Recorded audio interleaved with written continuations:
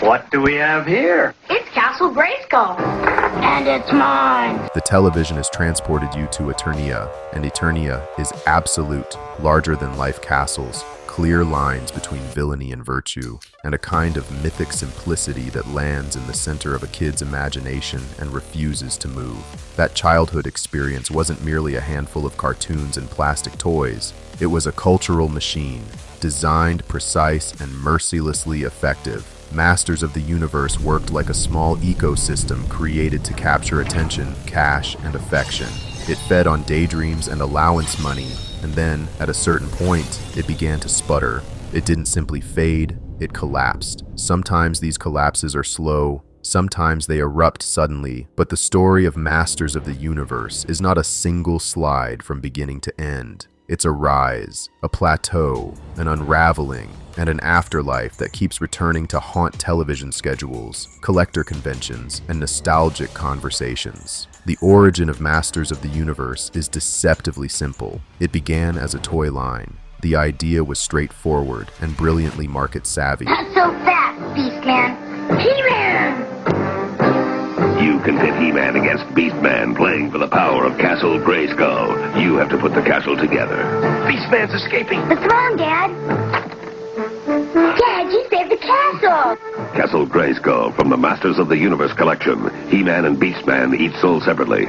Create a roster of visually distinctive action figures with names that stuck and a setting large enough to contain multiple spin-offs. The figures were bright, plastic, and deliberately photogenic. Big muscles, weird armor, and personalities that you could guess from a single pose. But more integral than the characters themselves was the world building. Eternia was a blend of fantasy and sci-fi, swords beside lasers, horned helmets near technological artifacts, skull imagery next to futuristic machinery. Someone had taken everything that felt cool to an imaginative kid and blended it until the edges melted into something that looked like it had existed for centuries. The packaging suggested myth, the toys invited you to make your own. Then came the animated series, and this is where the operation went beyond toys and entered culture. And the Masters of the Universe. He-Man and the Masters of the Universe premiered into first-run syndication in September 1983. It ran in a format that allowed for an enormous episode count, 130 episodes across 2 seasons of 65 episodes each. That number matters in a peculiar, industrial way. A large episode catalog meant the series could be placed on daily schedules, repeated, shown in different markets at different times, and generally be unavoidable. Once the show achieved saturation, it didn't merely entertain, it colonized the morning routines of a generation. It became part of the rhythm of childhood. This ubiquity is harder to exaggerate than it seems. For kids, advertisement and branding don't register as persuasion the way they do for adults. A toy commercial isn't a commercial, it's a promise and an invitation. When a cartoon expands its presence across channels and countries, it stops being a product and starts being an alternative reality. But why can't I join your gang? Because you were a whip scientist and you could be a whip villain. Kids didn't recognize He-Man as marketing. They recognized him as destiny. The toys were not optional items on a shelf. They were artifacts from a world they had been shown how to inhabit, and owning one felt like moving a step into that world. What made He-Man so sticky was a specific combination of tonal elements.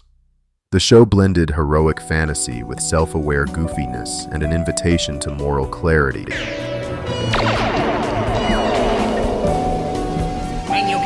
Again, you can tell your people, if they want Prince Adam back, send He-Man to get him. It offered simple narratives where good and evil were easily recognizable and triumphant endings were the norm. It made the show a safe battleground for kids, rule-following for adults, epic adventure for children.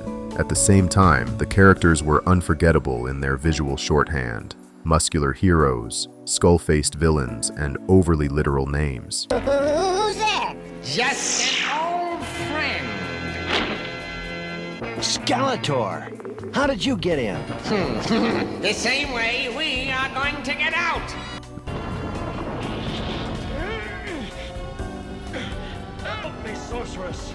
Give me the strength of the castle's secret. That singular aesthetic now looks like a cheeky relic of the 80s, but back then, it functioned as a reliable trigger for imagination. Collectability also fueled the phenomenon. Each new figure was packaged as an extension of Eternia, a new story piece you could rearrange on your living room carpet.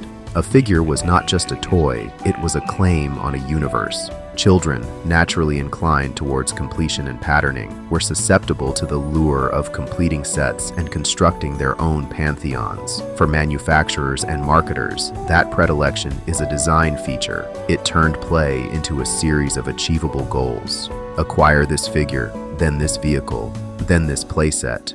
And in doing so, it transformed the act of play into a perpetual purchase pipeline. And yet that which can make a franchise unstoppable can also contribute to its unraveling. In the 1980s, the toys and cartoon model was novel enough that it could expand rapidly, but expansion creates pressure. As popularity shoots upward, expectations multiply. New characters must be introduced, more accessories produced, multiple variants created, and ancillary products developed. Shelves fill, advertising budgets increase, and the whole business operates under the assumption that momentum can be maintained indefinitely. What often follows is market saturation. Too many products chase after the same attention. A decline of that magnitude is not a natural ebb. It looks like the floor falling from under an elaborate set. Once the retail and cultural tides turned, the franchise's defenders, manufacturers, networks, and marketers found themselves trying to reboot a momentum machine that was suddenly seizing up. This overextension, the rush to produce more and more, created a monstrous feedback loop that consumed attention and ran out of buyers. The franchise's attempt to reassert itself came in the form of a live-action feature film, a gambit that should have served as a large-scale revival. The adaptation promised the kind of cultural jolt that would reinvigorate toy aisles and streaming programs alike. On paper, the ingredients were right: a known brand, an existing fan base, and theatrical spectacle. In practice, the film underperformed. With a reported budget near $22 million and a worldwide gross in the neighborhood of $17.3 million, the movie failed to earn back its production costs in theaters. A theatrical film, especially for a toy-driven franchise, functions as a megaphone. Although the 1987 film has since acquired a cult audience that appreciates its earnestness and its particular brand of 80s charm, at the time it did not provide the cultural reset the brand needed. Instead of acting as a triumphant return, it underscored the fragility of a machine that had been built on non-stop growth. The live-action gamble is a classic horror parable move. The hero summons reinforcement. A world of incredible mystery, magic, and adventure. A world where colossal powers will collide in a battle to control the universe. And the reinforcements fail to arrive as expected. But the end of a franchise's heyday rarely looks like a single tidy event. In Masters of the Universe's case, the collapse is better described as a cascade of interconnected forces: market saturation, shifting children's interests, evolving retail strategies, fierce competition from rival toys and entertainment, and the live-action film's inability to reverse these trends. The world of Eternia didn't evaporate so much as it went into hibernation. The set pieces, the castles, the playsets, those unforgettable theme notes, were put on a high shelf, gathering dust and legend. The most unsettling aspect of that hibernation is how persistent the fandom remained. The children who once watched He-Man grew into adults. It slumbered until the world was ready, or the market was ready, to bring it back. And bring it back they did. The afterlife of Masters of the Universe is a lesson in persistence. The core concept, a muscular, sword-wielding hero who transforms, a colorful villain who threatens cosmic order, and a world designed to accept endless expansion, has an almost biological resilience. Over the subsequent decades, the franchise was relaunched, repackaged, and re-examined in various formats. The original animated series was rewritten released again and again in different media, and toy manufacturers repeatedly returned to Eternia with new lines aimed at both children and adults. By the mid-2000s, the franchise found itself in revival mode again. Hollywood and the toy industry, ever attentive to patterns, recognized the potent combination of nostalgia and brand recognition. A revival was planned and executed with a strategy that combined merchandise rollouts and film marketing. This modern approach leaned heavily into nostalgia while trying to appeal simultaneously to a new, younger audience. Yet even in revised form, the things that originally gripped people, memorable characters, a sense of moral clarity, and the power to imagine a different world from the middle of a living room, retain their emotional charge. Why then does this rise and fall matter beyond being a neat corporate case study? Because it reveals how culture and commerce are entangled. A cartoon that seemed innocent and uncomplicated operated within a sophisticated industrial ecosystem. The stories we loved as kids were not solely art, they were products built to scale. That doesn't render our feelings fake. The imagination was real. The battles waged on carpets mattered.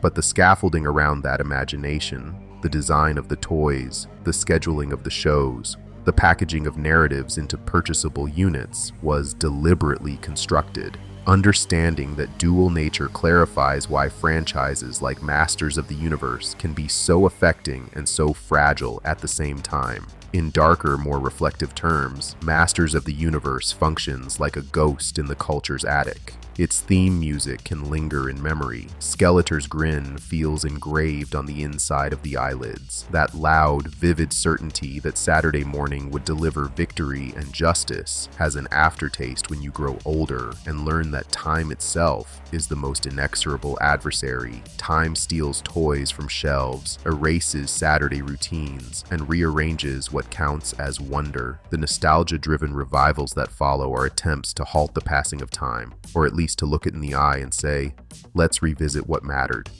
So what lessons do we draw from Masters of the Universe's arc? First, it demonstrates how quickly a cultural property can be built if you create a world people want to inhabit. Second, it shows how rapidly that world can be undermined when strategy prioritizes endless expansion over sustainable engagement. Third, it proves that nostalgia is a renewable energy source. Franchises can be resurrected because emotional memory remains a marketable commodity. He-Man's story, ultimately, is part folklore and part corporate engineering, a legend assembled with plastic, animation cells, and a business plan that ran on childhood electricity. It collapsed in an instant of market reality, and then lay dormant until someone decided the timing was right to wake it. If you carry a soft spot for those Saturdays, for the way a television theme could feel like a summons, you're not alone. The urge to reopen old doors is powerful and not purely mercenary. People return to franchises because those stories, however industrially constructed, contain pieces of who they were. Reopening them is an act of remembering and sometimes of reclaiming the parts of ourselves that those stories helped create. So tell me, do you think Masters of the Universe crumbled because of oversaturation, bad timing, changing kids' tastes, or something else? Are you curious for Eternia to return once more, or do some legends best remain on the shelf? Share your take, because these narratives are not only corporate histories, they are the kinds of stories that live inside us, change shape, and echo back when we least expect them.